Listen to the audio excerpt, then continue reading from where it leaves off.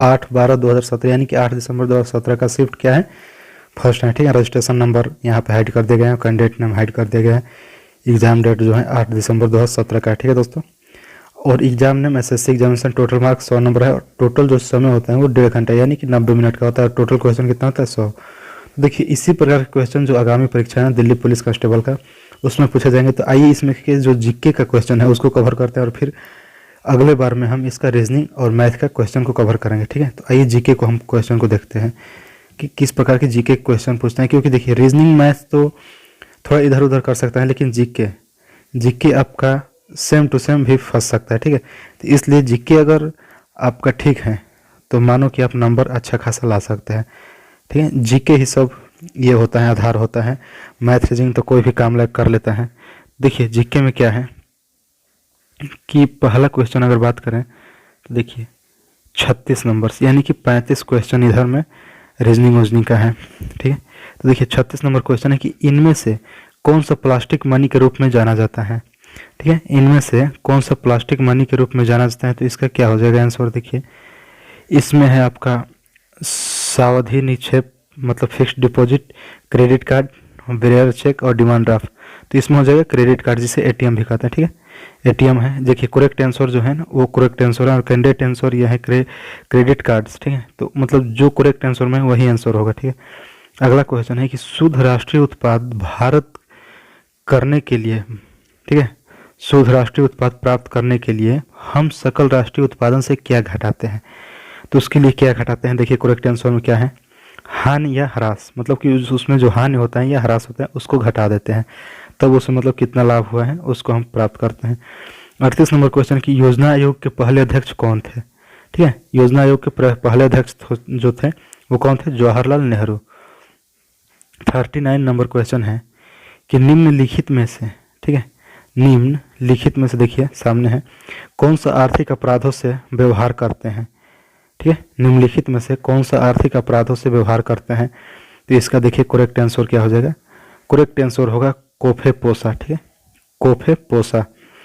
ये देखिए कौन सा देश एक पार्टी प्रणाली का अनुसरण कर रहा है। ठीक है, कौन सा एक ऐसा देश है जो पार्टी प्रणाली का अनुसरण कर रहा है, तो वो है चाइना, मतलब चीन है। ठीक है, अगला क्वेश्चन है कि लोकतंत्र की जरूरी विशेषता को प्रमुखता देता है, मतलब जो लोकतंत्र की जो जरूरी व्यवस्था है उसको क्या प्रमुखता देता है, तो उसमें हो जाएगा नागरिक। जो नागरिक हैं वो लोकतंत्र की जरूरी विशेषता का प्रमुखता देता है। ठीक है, अगला है 42 नंबर क्वेश्चन कि संविधान द्वारा कितने प्रकार के आपातकाल की परिकल्पना की गई है। जो संविधान द्वारा आपातकाल की परिकल्पना है वो कितने प्रकार की है, तो ये है आपका 3 प्रकार की। ठीक है, संविधान द्वारा 3 प्रकार की आपातकाल की परिकल्पना की गई है। देखिएगा एक एक करके देखिएगा और मतलब शुरू से अंत तक देखिएगा और कितना याद है ये आप जरूर कमेंट बॉक्स में बताइएगा दोस्तों। और रीजनिंग मैथ के लिए अगले वीडियो हम प्रोवाइड करेंगे। अगला क्वेश्चन 43 नंबर यानी 43 नंबर कह लीजिए, तो भारतीय संविधान के किस अनुच्छेद के अंतर्गत केंद्र सरकार राज्य सरकार को निर्देश दे सकती है। भारतीय संविधान का जो है वो किस अनुच्छेद के अंतर्गत जो केंद्र सरकार है वो राज्य सरकारों को निर्देश दे सकती है, तो वो हो जाएगा आर्टिकल 256 256 यानी अनुच्छेद 256। अगला क्वेश्चन है कि किस भारतीय शासक का राज्य विस्तार भारत से बाहर था। जो किस मतलब कि कौन सा ऐसा भारतीय शासक था जिसका राज्य विस्तार जो है भारत से बाहर था, कौन था वो, तो देखिए चंद्रगुप्त मौर्य और कनिष्क दोनों, इसका जो था ना राज्य विस्तार जा वो मतलब भारत से भी अदर कंट्री में था इनका, चंद्रगुप्त और कनिष्क का। अगर देखिए बिंबिसार निम्नलिखित राजवंशों में से किसके संस्थापक हैं। ठीक है, जो बिंबिसार हैं वो किसके संस्थापक हैं, इसमें नंद वंश है, मौर्य वंश है, हर्यक वंश है, गुप्त वंश है, तो किसके हैं, तो हर्यक वंश के हैं। ठीक है, बिंबिसार हर्यक वंश राजवंशों में से संस्थापक है। ठीक है, अगला क्वेश्चन है कि भारत छोड़ो आंदोलन का दूसरा नाम क्या था। जो भारत छोड़ो आंदोलन नारा था उसका दूसरा नाम क्या था, तो इसका था अगस्त क्रांति, क्योंकि ये अगस्त में लागू किया गया था ये नारा, तो ये अगस्त क्रांति के भी नाम से जाना जाता है भारत छोड़ो आंदोलन। ठीक है, और देखिए 47 नंबर क्वेश्चन, किस सन में कांग्रेस पार्टी का विभाजन हुआ था। ठीक है, जो कांग्रेस पार्टी का विभाजन हुआ था ये किस सत्र में हुआ था, तो ये हुआ था सूरत में 1906 ईस्वी में। ठीक है, मतलब सन 1906 में हुआ था। 48 नंबर क्वेश्चन है कि सलार जंग संग्रहालय कहाँ स्थित है। जो सलार जंग संग्रहालय है वो कहाँ स्थित है, देखिए ऑप्शन में है पटना, हैदराबाद, लखनऊ, मुंबई, तो ये कहाँ है सलार, देखिए क्या क्वेश्चन, सलार जंग संग्रहालय, तो वो आपका है हैदराबाद में। ठीक है, हैदराबाद में है।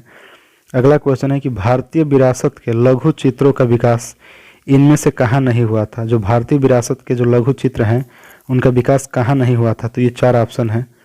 तो इसमें हो जाएगा किशनगढ़ में। तो किशनगढ़ में भारतीय विरासत के लघु चित्रों का विकास नहीं हुआ था, ठीक है, बाकी सब 3 जगह हुआ था।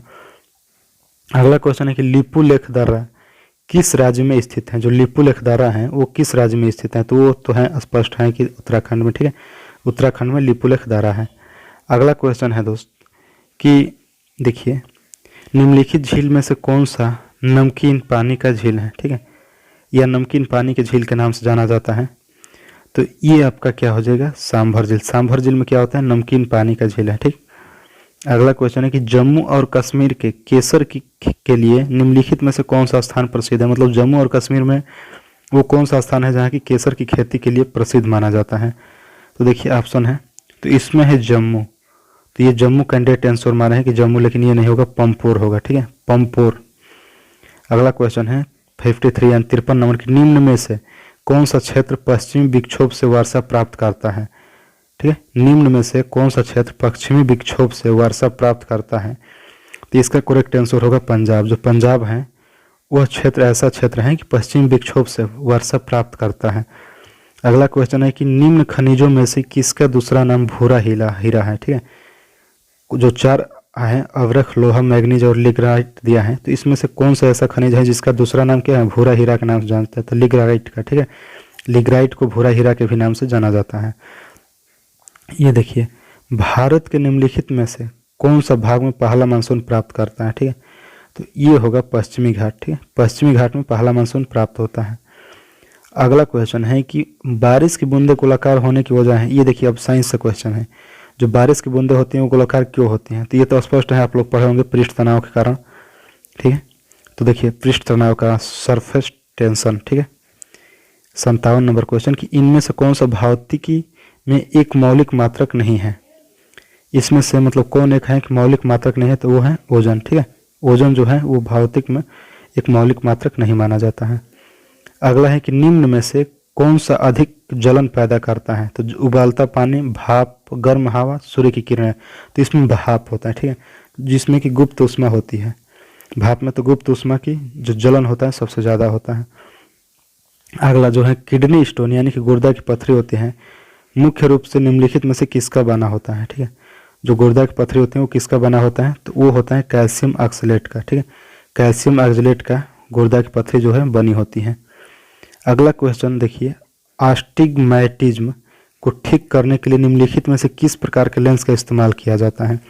जो आस्टिग्मैटिज्म है इसको ठीक करने के लिए किस लेंस का प्रयोग किया जाता है, किस प्रकार का लेंस होता है, तो अवतल होता है, उत्तल लेंस होता है, बायफोकल होता है, सिलेंडरिकल होता है। तो ये होता है सिलेंड्रिकल, ठीक है, सिलेंडर के आकार का होता है तो वो सिलेंड्रिकल होता है, ठीक है। अगला क्वेश्चन 61 नंबर की पृथ्वी के वायुमंडल में सबसे प्रचुर मात्रा में निष्क्रिय गैस कौन सा है। जो पृथ्वी के वायुमंडल में है सबसे प्रचुर मात्रा में निष्क्रिय गैस कौन सा है, तो वो क्या है आपका आर्गन। और आर्गन ऐसा गैस है कि जो ये मरकरी जो होता है ना जलता है, तो उसमें आर्गन और मरकरी को मतलब कि ये होता है गैस होता है। देखिए सबसे नरम धातु है तो कौन सा है, प्लेटिनम, चांदी, लोहा, सोना। तो सबसे नरम धातु सोना है, जिसको जैसे मोड़ेंगे इसको ऐसे मुड़ जाएगा। और सबसे कठोर धातु है प्लेटिनम, ठीक है। अगला क्वेश्चन है कि निम्नलिखित में से किस गैस का उपयोग वनस्पति घी के निर्माण में किया जाता है, तो उसमें हाइड्रोजनीकरण होता है, तो यानी कि हाइड्रोजन का, ठीक है, हाइड्रोजन को निर्माण किया जाता है वनस्पति घी के बनाने में वनस्पति से। अगला क्वेश्चन है कि वातावरण की कौन सी परत ओजोनोस्फीयर भी कहलाती है। ओजोनोस्फीयर कौन सी परत कहलाते हैं वातावरण में, तो ये कहलाते हैं स्ट्रेटोस्फीयर को ओजोनोस्फीयर भी कहते हैं, ठीक है, स्ट्रेटोस्फीयर को क्या कहते हैं, ओजोनोस्फीयर भी कहते हैं। ताजमहल के पीला होने के लिए निम्न में से कौन जिम्मेदार है। जो ताजमहल का रंग पीला हो गया है तो उसका निम्न में से कौन जिम्मेदार है।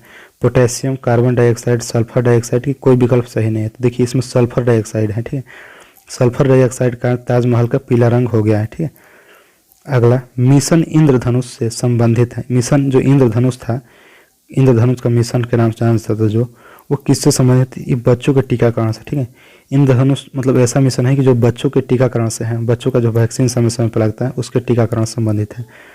अगला रानी लक्ष्मीबाई, ठीक है, इसमें रानी की जगह पे अड़ा कर दिया है, ना की जगह पे। तो रानी लक्ष्मीबाई पेंशन योजना किस राज्य द्वारा शुरू की गई थी? तो ये उत्तर प्रदेश में, ठीक है। रानी लक्ष्मीबाई पेंशन योजना उत्तर प्रदेश द्वारा शुरू की गई थी। अगला क्वेश्चन है कि भारत द्वारा हाल ही में परीक्षण किए गए स्वदेशी सबसोनिक क्रूज मिसाइल का क्या नाम है? ये तो करंट अफेयर्स है, तो देखिए इसका हो जाएगा निर्भय, ठीक है। अगला, निम्नलिखित अफ्रीकी देशों में से किसने अक्टूबर 2017 में अर्थ ऑब्जर्वेशन सैटेलाइट लॉन्च किया था? तो ये हो जाएगा मोरक्को।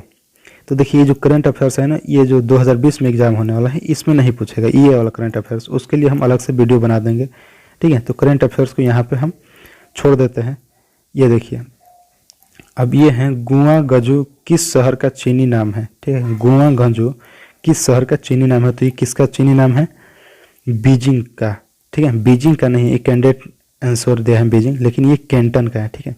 कैंटन का क्या नाम है? चीनी नाम गुआगुंज है, ठीक है।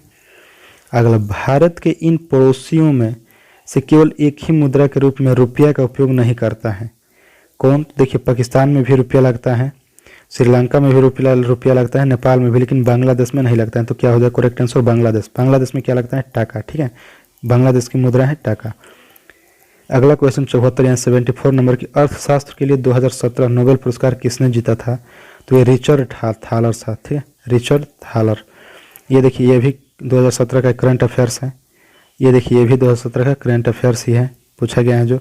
ये भी करंट अफेयर्स है, 77 नंबर क्वेश्चन, 78 नंबर भी करंट अफेयर्स, यानी करंट अफेयर्स भी बहुत ज़्यादा पूछ रहा है, ठीक है। अगला क्वेश्चन देखिए कि हाल ही में, यानी हाल ही में दे दिया या सन दे दिया वर्तमान का, तो वो भी करंट अफेयर्स हैं, ठीक। अगला क्वेश्चन देखिए, देखिए ये भी बिहार के नए गवर्नर जनरल के तौर पर किसे नियुक्त किया गया है? तो यह है सत्यपाल मलिक। ये भी करंट अफेयर्स के रूप में आएगा, ठीक। अब इसी क्रम में अगर अगला क्वेश्चन करें तो देखिए ये सभी अभी करंट अफेयर्स की मैथ का क्वेश्चन है। तो देखिए अब 86 नंबर से लेकर 100 नंबर तक क्या होगा? मैथ के क्वेश्चन होगा, ठीक है। तो यही सब आता है आपके जो दिल्ली पुलिस का होता है। तो इसमें से जीके का कवर कर दिया, अब रीजनिंग मैथ का अगले वीडियो में हम आपको पार्ट वाइज कवर करेंगे, ठीक है। तो अगर ये वीडियो अच्छी लगी हो तो दोस्तों में शेयर करें और कमेंट करें और लाइक ज़रूर करें, और हमारी सरकारी एग्जाम पॉइंट यूट्यूब चैनल को सब्सक्राइब कर लो दोस्तों। और देखिए फिर से एक बार हम आपको बताते हैं कि ये कब का है पेपर। देख लीजिए यहाँ पे आपको आसपास दिखाई दे रहा है, इसमें कोई बनावटी नहीं है, 8/12/2017 का और दिल्ली पुलिस का ही है, ठीक है दोस्तों। तो फिर मिलेंगे आगे के वीडियो में, तब तक के लिए जय हिंद दोस्त।